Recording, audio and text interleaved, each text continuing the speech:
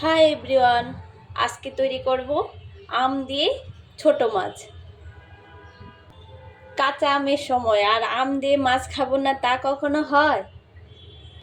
প্রথমে চুলায় একটা কড়াই বসিয়ে দিলাম, তাতে পরিমাণ মতো তেল দিয়ে দিব। এখন দিয়ে দিব পেঁয়াজ কুচি, একটার মতো পেঁয়াজ কুচি করে নিয়েছি। পেঁয়াজটা লাল হয়ে এসেছে, তার মধ্যে আমি 1 চামচ পেঁয়াজ বাটা দিয়ে দিব।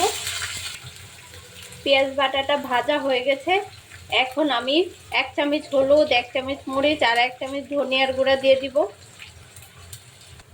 সামান্য জল দিয়ে দিব। স্বাদ মতো লবণ দিয়ে দিব। মশলাটা কষানো হয়ে গেছে।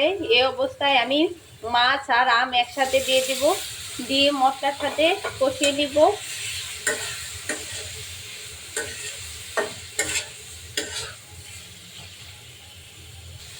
আমি 2 মিনিট ধরে মাছ আর আম ভালোভাবে কষিয়ে নিচ্ছি, যাতে এই কষানোর মধ্যে মাছ আর আম ভালোভাবে সিদ্ধ হয়ে যায়।